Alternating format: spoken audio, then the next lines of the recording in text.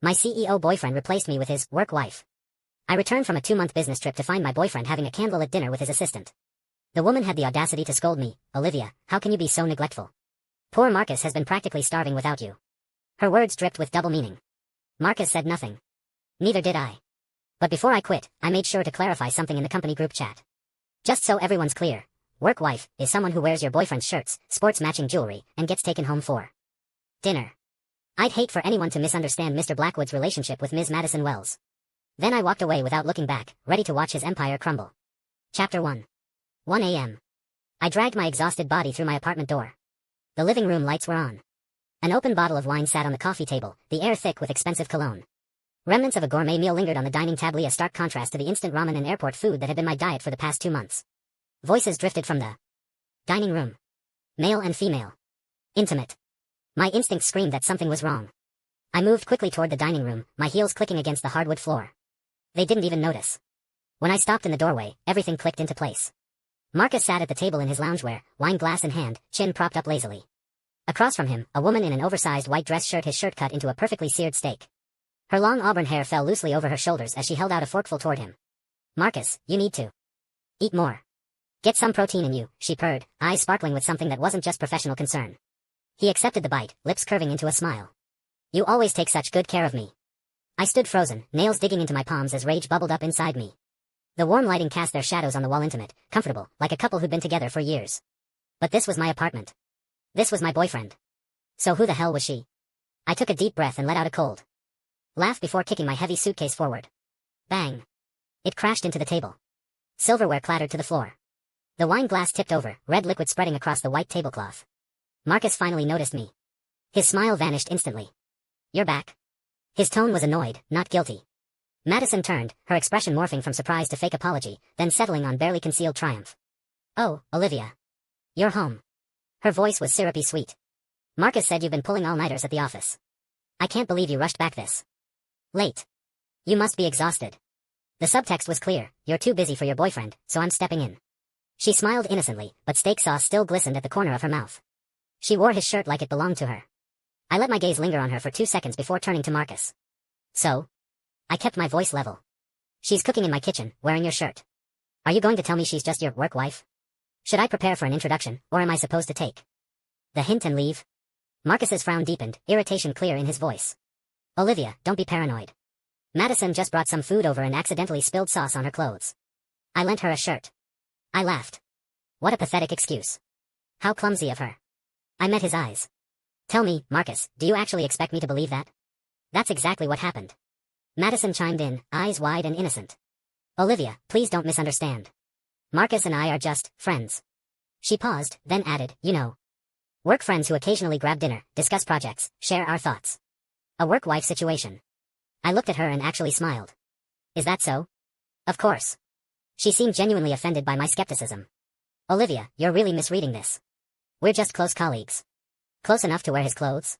I asked calmly. What's next? Matching pajamas?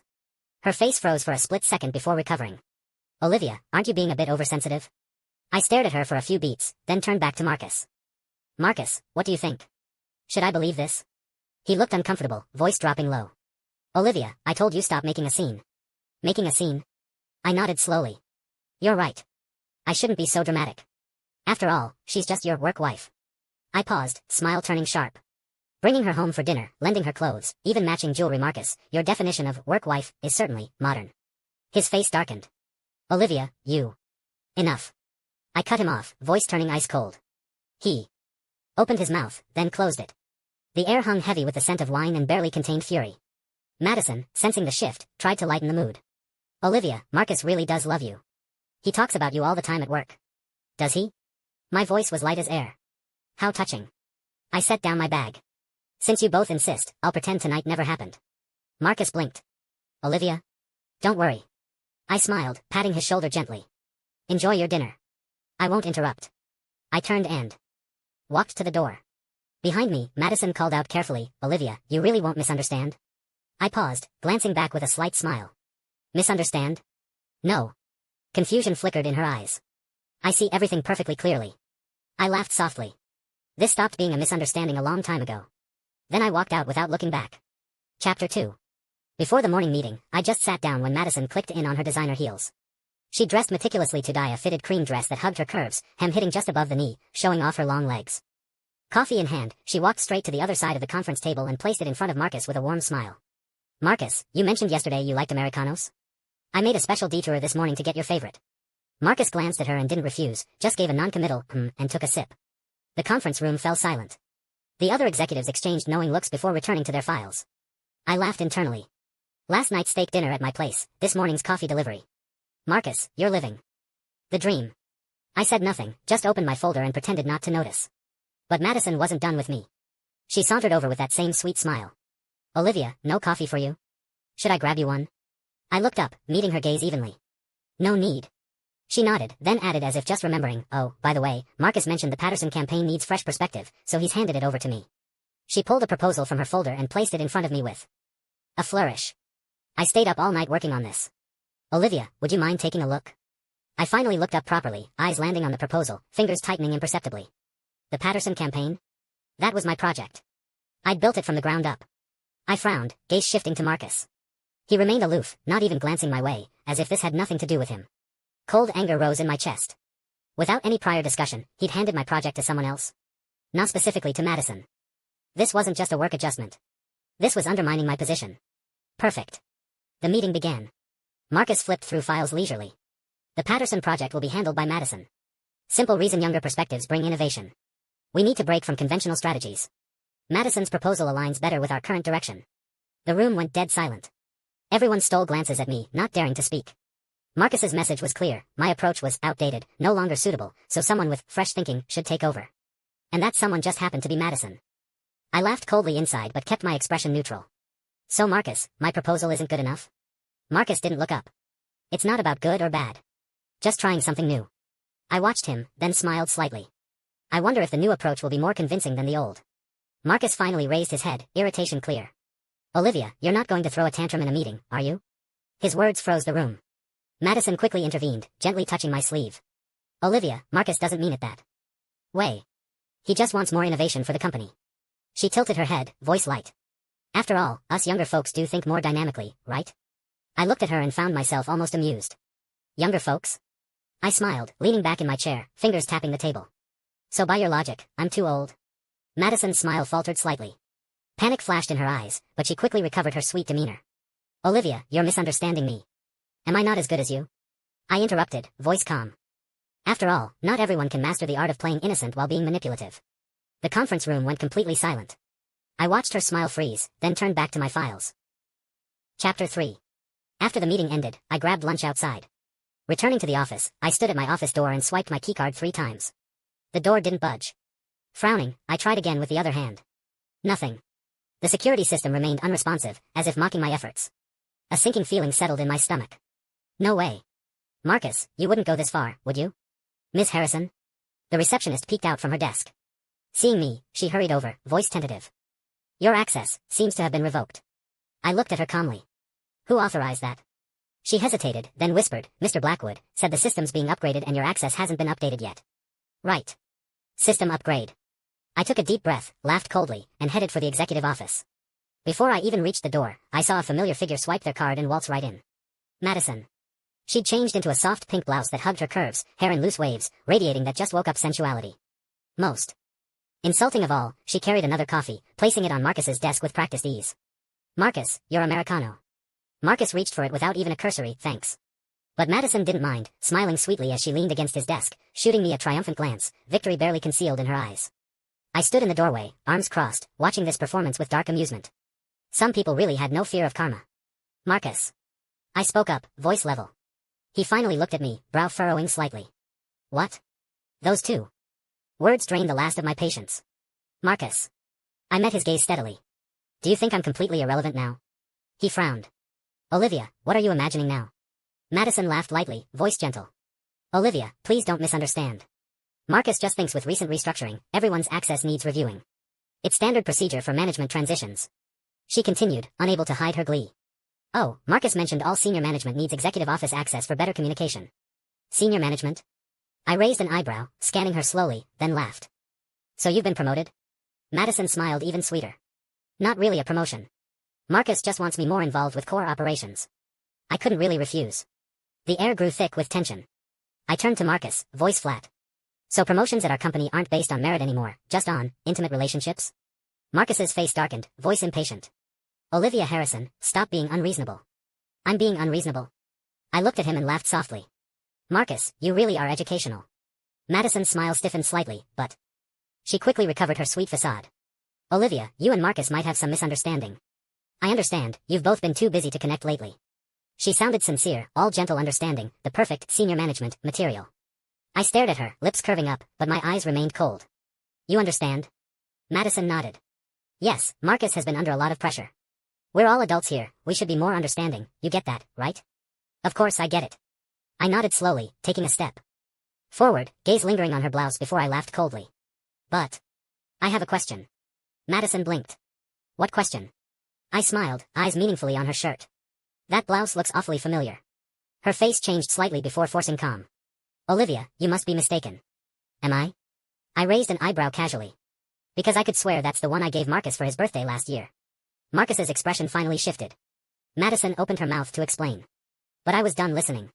Whatever, clothes are just clothes. I laughed lightly. Voice calm. Though some things look especially disgusting on certain people. Madison's face went pale. Chapter 4.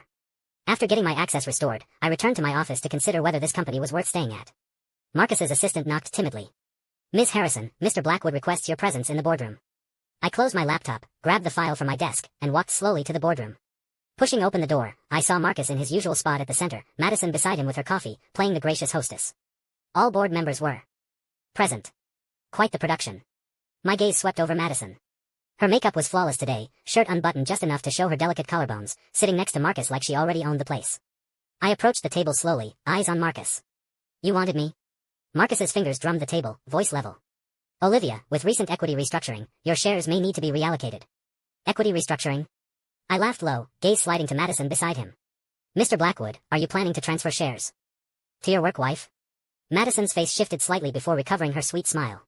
Olivia, please don't misunderstand. I just want to help Marcus with some of the burden. Yes, she's certainly taking on a lot. I laughed, cutting her off, gaze sweeping coldly over the room. Seems I'm no longer needed here. Marcus frowned slightly, voice still cold. Olivia, no need to get emotional about the shares. Of course I won't get emotional. I slowly pulled out an agreement, sliding it across the table with a slight smile. Marcus, I'm transferring all my shares. Your company, I am done with it. The boardroom went dead silent. Marcus's face changed dramatically. He shot to his feet, eyes blazing. Have you lost your mind? No. I smiled slightly, voice calm. I built this company from nothing. Now, I choose to walk away. Marcus stared at me hard, face dark as storm clouds. What are you trying to do? What can I do? I raised an eyebrow, gaze indifferent. You want me out with nothing, right? Fine, Marcus. You win. The air grew suffocatingly quiet. All board members sat stunned. No one expected me to make this choice. Olivia. Marcus's voice dropped, as if trying to salvage something. Don't be impulsive. I laughed. You forced this, didn't you? His face darkened, Adam's apple bobbing, finally showing panic. But Madison suddenly laughed, gently touching Marcus's arm, speaking softly. Marcus, if Olivia wants to step back, don't force her. Marcus's fists clenched tight. I looked at him, lips curving slightly. Voice cold. Marcus, the company's yours. You won. I turned and left. Behind me, Marcus stood abruptly to follow, but Madison caught his sleeve. Her voice was gentle. Marcus, don't be rash. Olivia's probably just upset. Marcus froze, fists clenched so tight his knuckles went white, face terrifyingly dark. The boardroom remained dead silent. Chapter 5. 1 month ago, on my 5th day in Tokyo, 3 a.m. I stood at the hotel's floor-to-ceiling windows, looking at the glittering city below, phone burning in my palm. In a few hours, I'd be negotiating the final round of funding. But right then, my mind wasn't on the project. It was on Marcus. His recent attitude shift had been too dramatic. The project was progressing smoothly, yet he grew colder toward me daily, even bypassing my established protocols to steer things in a different direction. That direction had a name, Madison Wells. I wasn't blind. I just chose not to speak. I slowly scrolled through my contacts, stopping at Mr. Davidson's name. This Patterson media executive had been instrumental in our early partnerships, one of Blackwood Industries' first major investors. I'd never failed with him. Tonight, I decided to play my hand. I dialed, voice steady. Mr. Davidson, about that collaboration you mentioned, I've made my decision. Stellar Media will be officially registered next month. I've already laid the groundwork. When that happens, Patterson's resources will transfer over entirely. Silence, then laughter. Ms. Harrison's always been decisive. But Blackwood, you sure you won't reconsider? My gaze cooled. Blackwood Industries can't retain real talent. Can't retain me. Can't retain you. He was quiet for a moment, weighing options, then agreed readily. I'll await your word. Hanging up, I exhaled slowly. Stellar Media wasn't some impulsive gamble. I'd been quietly laying groundwork for 6 months. Marcus thought he could simply replace me. I'd show him who was really replaceable. I returned to the desk, pulling out my backup tablet. Opening a hidden folder revealed names I'd contacted over 2 months. Tech VP James Chen, Client Director Lisa Park, Legal Counsel Robert Kim. Half of Blackwood's core team had already nodded yes. They wouldn't jump ship now, but once I gave the word, who'd follow me and who'd stay was crystal clear.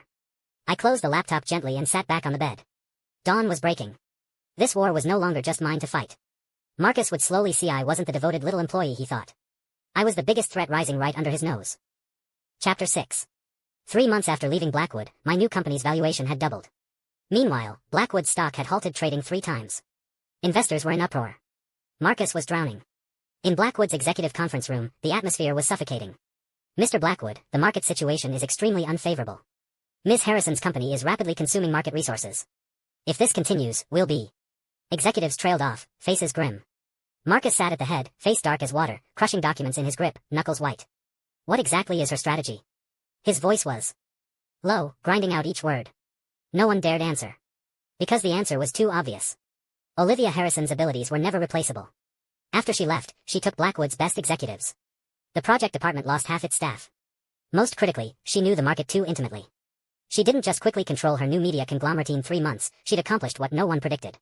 She'd pushed Blackwood to the brink. Marcus's forehead veins throbbed. Contact her. His assistant paled. Mr. Blackwood. Ms. Harrison has blocked all your contacts. The conference room fell silent. Marcus's face went completely dark. That evening, he stood outside my new company building. Looking at the gleaming glass walls, at those bold new letters, his expression grew complex. Stellar Media, this company he'd never taken seriously. Now, standing here, he felt in surreal disconnect. Olivia Harrison, when had she become this powerful? In the lobby, the receptionist smiled politely. Do you have an appointment? Marcus's jaw tightened. Is Olivia Harrison in? The receptionist's smile never wavered. I'm sorry, Miss Harrison doesn't see visitors without appointments. He frowned, about to speak when familiar heel clicks echoed from the elevator. He looked up sharply, gaze landing on the woman walking toward him. Her. Olivia Harrison. She wore a perfectly tailored suit, hair swept up high, presence commanding attention. In 3 months, she transformed completely. Marcus's throat worked. Olivia. I paused, glancing at him with the indifference reserved for strangers. Then I lightly touched the arm of the man beside me, lips curving. It's late. Let's go. Marcus's pupils contracted. Who is he? His voice was low. Unconsciously angry. I stopped, tilting my head slightly. Marcus, does that question even matter? His throat bobbed, staring at me intently. 3 months ago you said you wouldn't date again, and now. I laughed softly. So what? What does that have to do with you? Olivia, his voice turned hoarse, suppressing emotion. Don't you realize what you're doing hurts me? I blinked, as if hearing the world's biggest joke. Marcus, you're really asking me that? His face shifted, eyes darkening. You think you're suffering? I laughed coldly, staring at him, each word sharp. Did you consider how I felt when you brought Madison in and pushed me out? Marcus jerked as if slapped, face draining of color. I sighed softly, voice calm. Your pain. I already experienced it. But I'm sorry. I don't love you anymore. With that, I smiled slightly, took my companion's hand, and walked out with steady steps. Behind me, Marcus's face darkened completely, fists clenched tight. Chapter 7.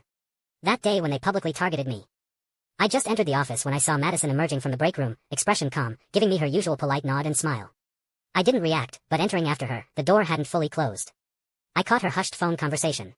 Mr. Thompson, don't worry. I'll get Blackwood's core data soon, especially that BD client agreement. Yes, Marcus completely trusts me now. My fingers stilled, gaze falling on the break room's glass door. In the reflection, Madison had her back to me, phone pressed close as she added quietly, he believes everything I say. Whatever I want, just takes a little sweet talk. Right. I'll handle Sterling Corp's resources for now. Once he falls, they'll naturally side with me. Sterling Corp. My lips curved in a mocking smile. She was using Blackwood as a stepping stone, feeding resources to Sterling Corporation. Yet Marcus was still completely fooled by this innocent act. Truly blind. And Madison? She wasn't even trying to hide anymore. That evening, someone suddenly forwarded me a screenshot. Madison had posted a story dim restaurant lighting, an elegant pair of couples rings on the table. In the comments, Marcus had left, you deserve it. I laughed coldly, casually opening the image. In the soft lighting, her lips curved in that gentle smile, looking sweet, docile, completely devoted to the man who'd given her the ring. But I knew what she was really thinking had nothing to do with being touched. Sure enough, the night after she deleted the story, I overheard Madison chatting with a friend outside the restroom. "He bought you rings?" her friend asked with a laugh. Madison responded carelessly. Some indie brand. Supposed to be pretty expensive. Lucky you, landing a man like Marcus Blackwood. TSK, he must really like you. She said nothing, just laughed low, voice soft and lazy with casual mockery. "Like," she said. "Just another fool. Once Blackwood falls, guess how many sterling partnerships these rings can buy." I stood around the corner, hearing every word clearly. In that moment, I felt no surprise. She wasn't here for love. She was here to play the game. And Marcus was still in the dark, completely unaware. Chapter 8.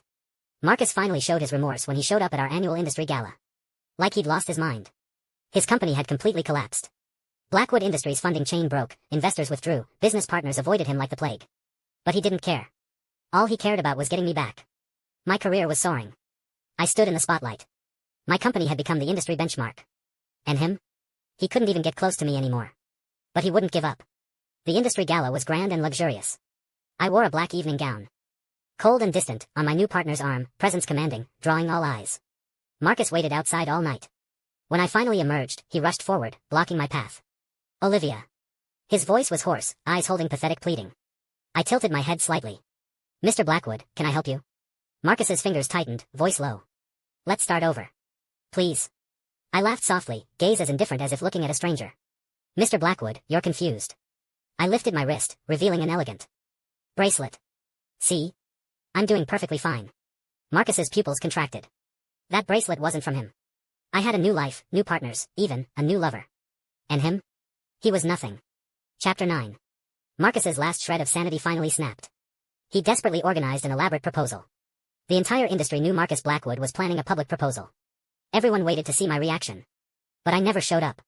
The footage reporters captured showed. In the glittering ballroom, Marcus knelt center stage, holding an absurdly expensive ring. But before him stood absolutely no one. The ballroom fell into deathly silence. Below, business elite whispered and snickered. Has Blackwood lost it? Who does he think he is? Why would Olivia Harrison come back? Pathetic. Doesn't even have self-awareness anymore. Marcus's face went white, as if plunged into ice. He finally realized. He'd lost everything. Chapter 10. Industry news broke a bombshell. Blackwood Industries officially declared bankruptcy. Marcus was kicked off the board, losing everything. Meanwhile, my company went public, becoming the industry's crown jewel. That night, Marcus sat in a bar, reeking of alcohol, staring blankly at the financial news on TV. On screen, I wore a white power suit, radiating confidence, standing at the podium with a brilliant smile. Beside me stood my new partner. A man more handsome than Marcus, more powerful, more capable. The audience erupted in applause. Marcus's fingers clenched. The glass shattered with a crack, liquor dripping down his hand. He'd lost completely. He'd lost everything: money, power, and me. Chapter 11. On industry forums, the gossip flew. What happened to Marcus Blackwood? Heard he's completely bankrupt. No one will invest. Everyone avoids him. Karma. Look how he treated Olivia Harrison. Now it's come back around. LMAO, lost everything in the end. Money, power, all gone. And what about Madison? When Blackwood Industries went under, she vanished overnight with the last of the liquid assets. Security footage later showed her at JFK Airport, designer luggage in tow, on the arm of Sterling Corp CEO, heading for first class to London. She'd played her game perfectly. Used Marcus as a stepping stone, then jumped ship at the perfect moment. As for me, I stood on the balcony of my corner office, looking out at the city I now partially owned. Marcus thought he could replace me with a pretty face who knew how to play office politics. Instead, he lost his company, his reputation, and any chance of redemption. Some lessons, you only need to learn once. And some bridges, once burned, can never be rebuilt. The end.